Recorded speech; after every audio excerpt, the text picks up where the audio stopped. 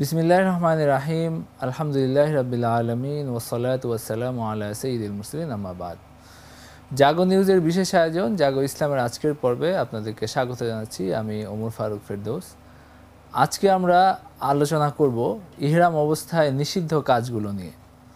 হজ ওমরার গুরুত্বপূর্ণ অনুষঙ্গ হলো ইহরাম বাঁধা। নির্দিষ্ট স্থান থেকে হজ এবং ওমরার নিয়তে নির্ধারিত নিয়মে ইহরাম বাঁধতে হয় এবং ইহরাম পরিধানের পর আগের অনেক কাজ বৈধ ছিল সেগুলো হারাম হয়ে যায়। ইহরাম অর্থই হারাম করা, নিজের জন্য কিছু কাজ নিষিদ্ধ করে নেওয়া।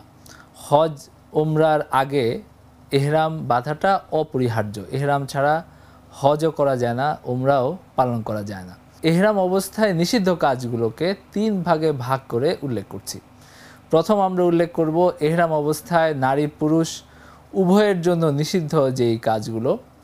তারপরে পুরুষের জন্য নিষিদ্ধ কাজগুলোর কথা উল্লেখ করব। তারপর নারীর জন্য নিষিদ্ধ কাজগুলোর কথা উল্লেখ করব, যেগুলো পুরুষের সাথে বিশেষায়িত বা নারীর সাথে বিশেষায়িত। ইহরাম অবস্থায় যেসব কাজ নারী পুরুষ উভয়ের জন্য নিষিদ্ধ সেই কাজগুলো হলো 8টি কাজের কথা উল্লেখ করতে পারি। নাম্বার 1 হলো মাথার চুল, গোঁফ, দাড়ি, শরীরের অন্যান্য জায়গার লোম এগুলো মুন্ডন করা, ছোট করা বা উঠিয়ে ফেলা। এই সবই ইহরাম অবস্থায় নিষিদ্ধ থাকে।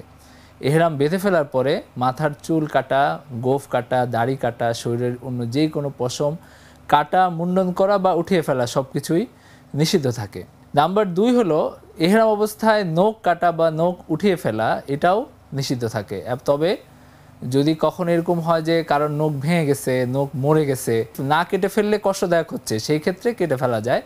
তবে স্বাভাবিক অবস্থায় নখ কাটা যায় না এবং কোনো জায়গার নখ কেটে ফেলা এটা ইহরাম অবস্থায় নিষিদ্ধ। নাম্বার 3 হলো ইহরাম অবস্থায় ইহরামের কাপড়ে, শরীরে অথবা শরীরের সঙ্গে লেগে থাকে এমন কিছুতে সুগন্ধি ব্যবহার করা নিষিদ্ধ থাকে। ইহরাম বাঁধার আগে সুগন্ধি ব্যবহার করা যায়, কিন্তু ইহরাম বেঁধে ফেলার পরে ইহরামের কাপড়ে, নিজের শরীরে বা শরীরে লেগে থাকে এরকম কোনো জায়গায় সুগন্ধি ব্যবহার করা যায় না। নাম্বার 4 হলো ইহরাম অবস্থায় বিয়ে করা নিষিদ্ধ, মানে নিজে বিয়ে করা নিষিদ্ধ। একইভাবে বিয়ের প্রস্তাব দেওয়া এটাও নিষিদ্ধ। একইভাবে কাউকে বিয়ে দেওয়াও নিষিদ্ধ, মানে আমার যদি মেয়ে থাকে, আমি ইহরাম অবস্থায় থাকি, তাকে বিয়ে দেওয়া, মধ্যস্থতা, কোনো বিয়ের মধ্যস্থতা করা, কোনো আত্মীয়ের বিয়েতে উকিল হওয়া, যে আমি দায়িত্ব নিয়ে তাকে বিয়ে করালাম, এটাও নিষিদ্ধ। নাম্বার 5 হলো যৌন কামনার সঙ্গে চুম্বন করা, স্পর্শ করা, জড়িয়ে ধরা, এই সব কিছুই ইহরাম অবস্থায় নিষিদ্ধ থাকে। এবং যৌন আবেদন সৃষ্টি করে এমন কথাবার্তা বলা বা রসিকতা করা, এগুলোও নিষিদ্ধ থাকে। নাম্বার 6 যৌন মিলন করা, এটা অবশ্যই নিষিদ্ধ, এটা বোঝাই যায়। আগের যৌন মিলনের প্রাথমিক যে ধাপগুলো এগুলোও নিষিদ্ধ থাকে, আমরা যেটা নাম্বার 5-এ উল্লেখ করলাম। নাম্বার 7 হলো নিজে শিকার করা বা কাউকে শিকার করতে সাহায্য করা, এটা ইহরাম অবস্থায় নিষিদ্ধ থাকে। একটা হলো নিজে কোনো প্রাণীকে তীর মেরে বা গুলি করে শিকারের খাওয়ার জন্য শিকার করা, এটা তো নিষিদ্ধ থাকেই। একইভাবে কোনো প্রাণীকে তাড়িয়ে নিয়ে যাওয়া ইহরাম অবস্থায় নাই এমন কেউ শিকার করবে, এটাও নিষিদ্ধ। নাম্বার 8 হলো ক্ষতিকর নয় এমন কীট পতঙ্গ, পশু পাখি হত্যা করা, এটা নিষিদ্ধ থাকে ইহরাম অবস্থায়। যদি কোনো জিনিস ক্ষতিকর হয়, যেমন সাপ বা হিংস্র কোনো জন্তু, সেই ক্ষেত্রে আত্মরক্ষার জন্য মারা যায়, কিন্তু ক্ষতিকর না এমন পশু পাখি হত্যা করা ইহরাম অবস্থায় নিষিদ্ধ থাকে। এগুলো হলো নারী পুরুষ উভয়ের জন্য নিষিদ্ধ। এরপরে আমরা যদি শুধু পুরুষদের জন্য কী কী নিষিদ্ধ থাকে সেটা বলি। একটা হলো মাথা ঢাকা। ইহরাম অবস্থায় পুরুষের মাথা ঢাকা নিষিদ্ধ।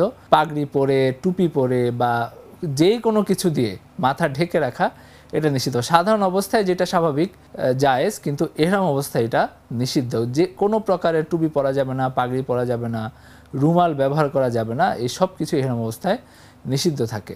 তবে যেই সব জিনিস মাথার সাথে লেগে থাকে না এরকম জিনিস, যেমন হলো ছাতা ব্যবহার করা যায়। তারপরে গাড়ির ছাদ, গাড়িতে ভিতরে থাকলে তো উপরে ছাদ থাকবে, তাঁবুতে থাকলে উপরে তাঁবুর যে সামিয়ানা সেটা থাকবে, এটা কোনো সমস্যা নাই। কিন্তু মাথার সাথে লেগে থাকে, মাথায় পরিধান করা হয় এমন কোনো কিছু ইহরাম অবস্থায় পরা যাবে না। নাম্বার 2 হলো সেলাই করা কাপড় পরা, এটা পুরুষদের জন্য নিষিদ্ধ থাকে। এটা নারীর জন্য জায়েজ, কিন্তু পুরুষদের জন্য সেলাই করা, মানে যেটা শরীরের মাপে সেলাই করা হয়, যেমন হাত মোজা, পা মোজা আছে যেগুলো হাতের মাপে সেলাই করা হয়, তারপরে গেঞ্জি আছে, পায়জামা আছে, পাঞ্জাবি আছে, এই সব কিছু যত জিনিস সেলাই করা আছে যেগুলো শরীরের কোনো অঙ্গের মাপ অনুযায়ী বানানো হয়, এই সবগুলোই নিষিদ্ধ থাকে। এমনকি আন্ডারওয়্যার পর্যন্ত, গেঞ্জি, ভিতরে যে গেঞ্জি পরা হয় কোনো কিছুই পরা যাবে না, শুধু এহরামের যে কাপড় এটা পরতে হবে। সেই কাপড়ের মধ্যে যদি ছিঁড়ে যায়, সেলাই করা হয় মাঝখানে, সেটা কোনো সমস্যা নেই, কারণ ওই কাপড়ের ছেঁড়া ফাটা যুক্ত করার জন্য সেলাই করা হচ্ছে, এটা শরীরের মাপে জিনিসটাকে বানানোর জন্য সেলাই করা হয় নাই। তো এরকম সেলাই করা জিনিস পরার অনুমতি আছে। নাম্বার 3 হলো পায়ের পাতার উপরের অংশ ঢেকে যায় এমন জুতো পরা এহরাম অবস্থায় নিষিদ্ধ থাকে পুরুষের জন্য। তো সুতরাং এহরাম অবস্থায় এরকম জুতা, শু জুতা বা এই ধরনের জুতা পরিধান করা যাবে না, বরং যে স্যান্ডেল আছে যেগুলো শুধু পায়ের পাতা খোলা থাকে এরকম জুতা পরিধান করতে হবে। এহরাম অবস্থায় নারীর জন্য কিছু নিষিদ্ধ কাজ, যেগুলো পুরুষের জন্য তো নিষিদ্ধই, কিন্তু নারীর জন্য যেহেতু সেলাই করা কাপড় পরা তাদের জন্য জায়েজ, কিছু জিনিস আছে যেগুলো তাদের জন্য নিষিদ্ধ। এরকম দুটি জিনিস হলো, একটা হলো হাত মোজা পরা। নারীরা পায়ে পা ঢাকা জুতা পরতে পারে, কিন্তু হাত মোজা পরিধান করা এটা তাদের জন্য নিষিদ্ধ থাকে, তাদের হাত খোলা রাখতে হয়। আর নেকাব পরিধান করা নিষিদ্ধ থাকে, তারা মাথা ঢাকতে পারে, হিজাব করতে পারে, কিন্তু নেকাব পরিধান করা, মুখমণ্ডল ঢাকা, এটা এহরাম অবস্থায় তাদের জন্য নিষিদ্ধ থাকে। তবে কোনো পরপুরুষ সামনে আসলে কিছুক্ষণের জন্য যদি ওড়না দিয়ে চেহারা একটু ঢেকে নেয় সেটা সমস্যা নাই, কিন্তু স্থায়ীভাবে সবসময় নেকাব করে থাকা বা নেকাব বাঁধা এটা তাদের জন্য নিষিদ্ধ থাকে। চেহারা লাগিয়ে কাপড় বাঁধা এরকম যে কোনো নেকাব তাদের জন্য এহরাম অবস্থায় নিষিদ্ধ থাকে। জাগো নিউজের বিশেষ আয়োজন জাগো ইসলামের আজকের পর্ব এখানেই শেষ করছি। ও আখিরু দাওয়ানা আনিল হামদুলিল্লাহি রাব্বিল আলামিন।